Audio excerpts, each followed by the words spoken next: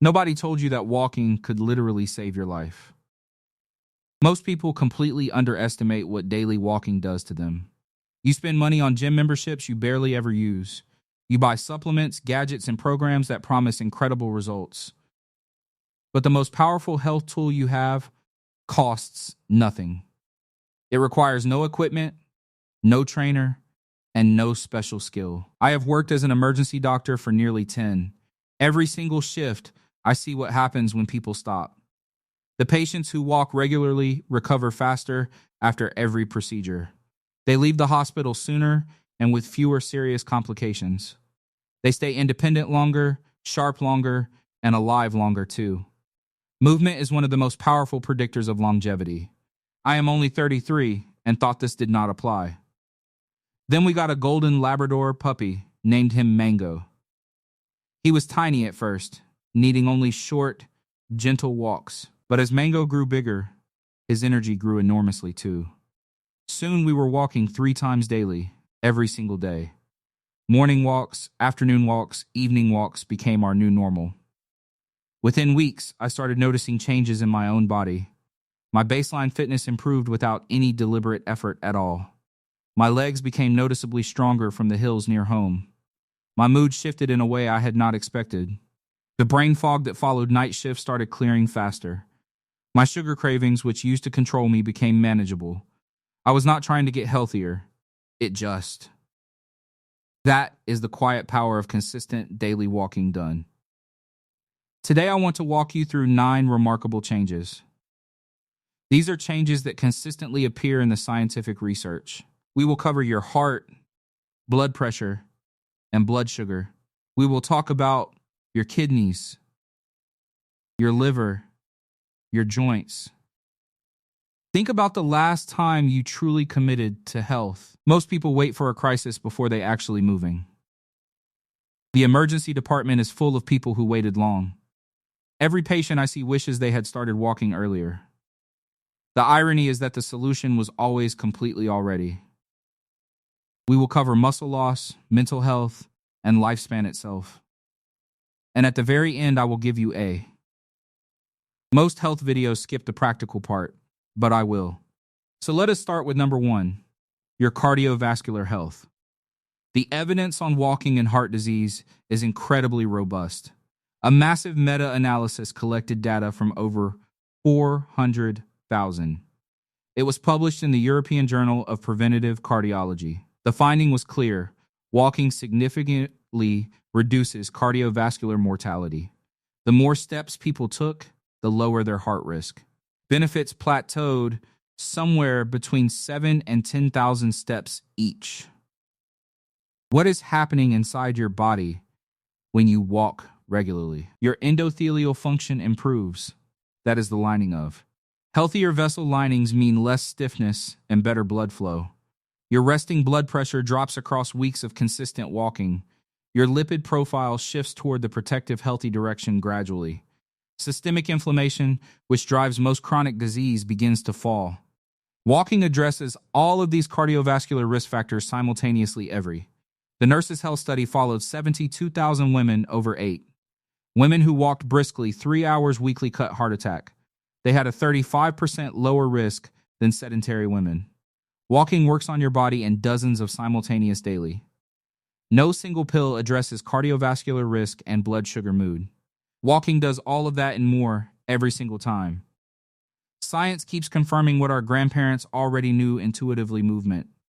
Your body was designed over millions of years to daily, 35% lower from something as simple as a daily.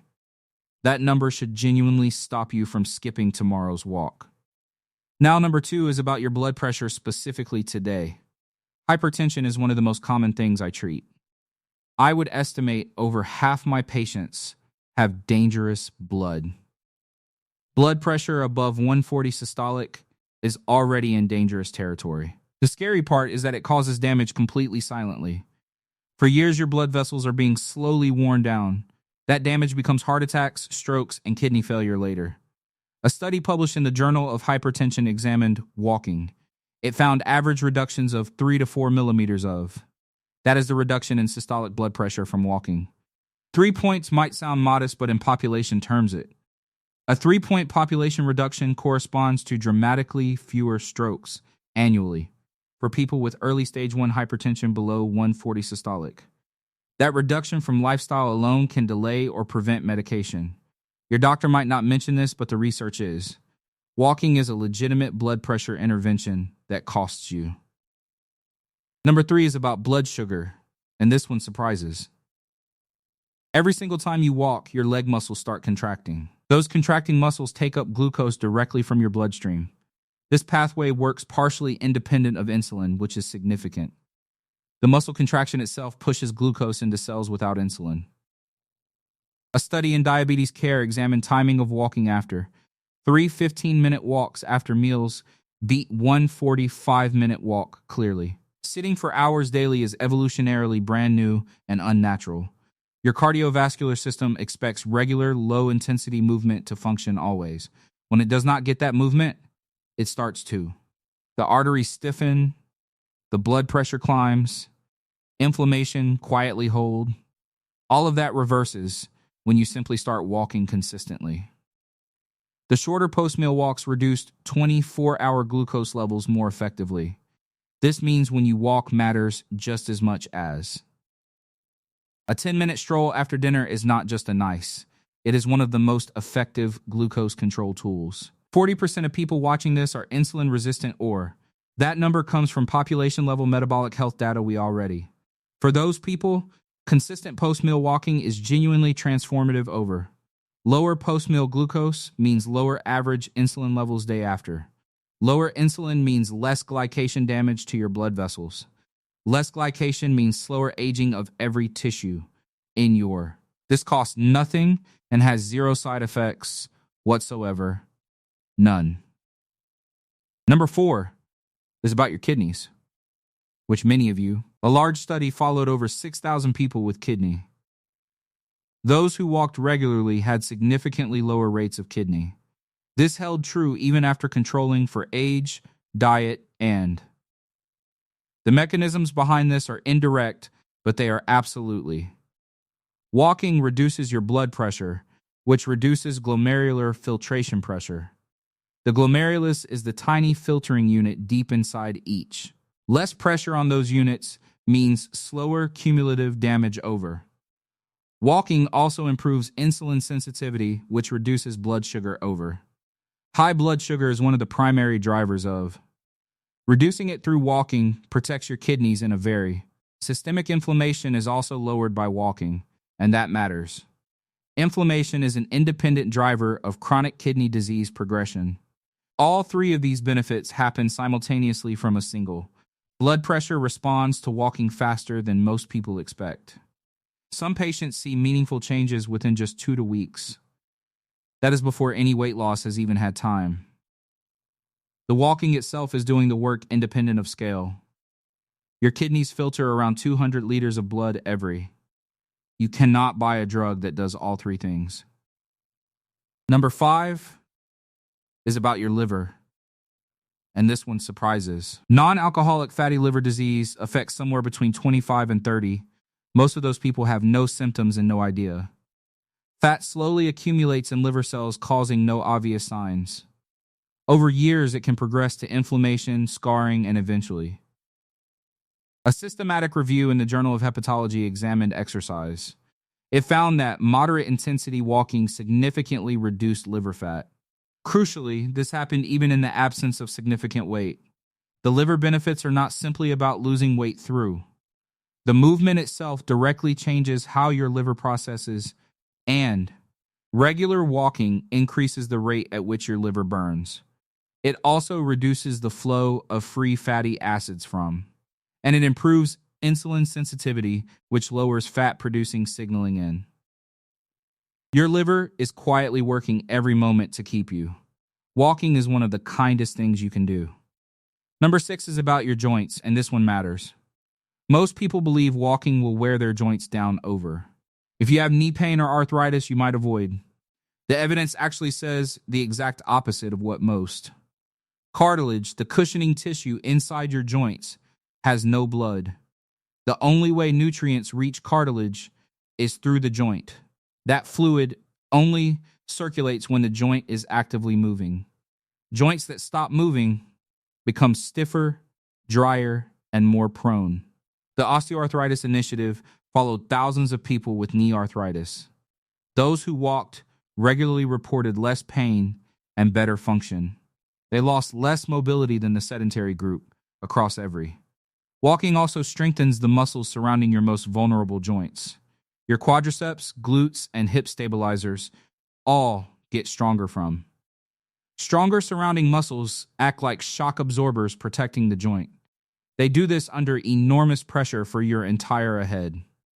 Anything that reduces that pressure protects them for years. Walking is one of the few lifestyle habits with proven. Your liver is the metabolic engine behind nearly every process. It processes your food, filters your toxins, and manages energy. Less force goes through the cartilage when your muscles are. This is why physiotherapists almost always prescribe walking for joint. Rest is almost never the answer when it comes to movement. Done consistently and gently is almost always the better. Number 7 is about muscle, and this is incredibly underappreciated. From around our mid-30s, we begin losing muscle mass each. This process is called sarcopenia, and it accelerates quietly as sarcopenia is one of the primary reasons older people become. It is why people start falling, losing balance, and losing. I want to be honest with you about something important. Walking is not the same as lifting weights in terms. If you want to build significant muscle, you need resistance. But for slowing the rate of muscle loss, walking is. A study in the American Journal of Clinical Nutrition followed. Those who walked more daily retained significantly more lean muscle. This was measured across a 4-year period against sedentary comparison. Part of this is because walking improves how your body. Insulin sensitivity supports muscle protein synthesis and reduces muscle breakdown. The other part is neurological, keeping your legs moving. The neural connections between your brain and your muscles stay. That means better balance, faster reaction time, and fewer dangerous. When I see elderly patients in the emergency department who, almost always, I learn they stopped walking regularly months or the fall was not sudden, it was the result. Daily walking is the single best way to slow that. Number 8 is about your mental health and brain. Both. The research linking walking to mental health outcomes is extraordinarily. Study after study confirms that regular walking reduces depression and it reduces anxiety, improves mood stability, and lowers chronic stress. An enormous study in the British Journal of Sports Medicine. Fatty liver disease is the silent epidemic that doctors discovering. Walking reverses liver fat accumulation in ways that medication cannot. The joint research changed how I counsel every single patient. I used to hear rest your knees from older regularly. Modern research has overturned that advice almost completely. And now, it found significant reductions in depression scores from walking across. These were not small effects observed and tiny, easily dismissed. These were large, consistent, reproducible effects across diverse groups of. When you walk, your brain releases endorphins, your body's. It also releases endocannabinoids, which are your brain's own mood.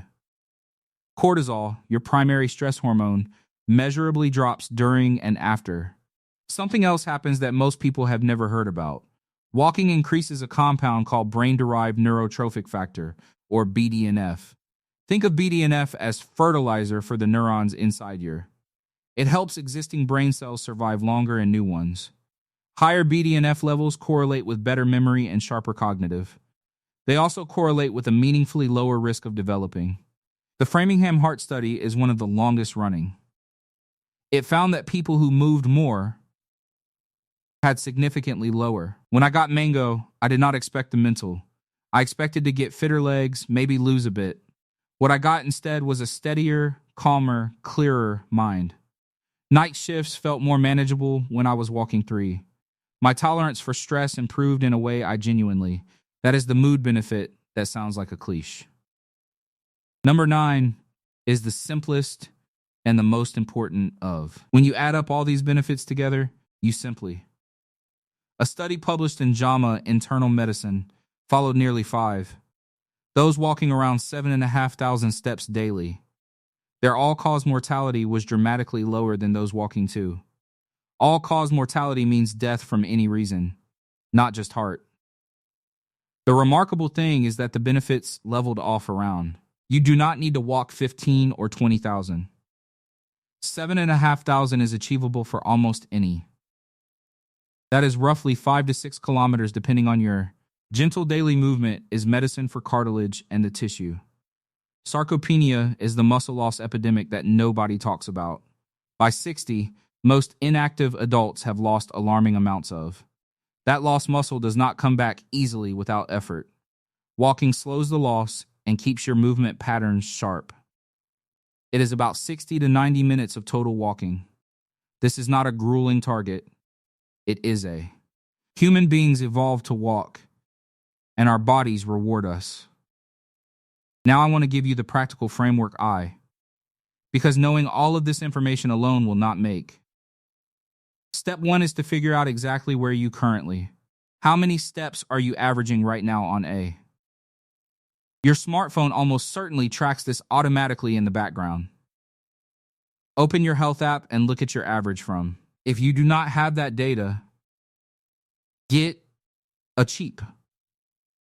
Something under $30 or 20 pounds will do that number, whatever it is, becomes your baseline.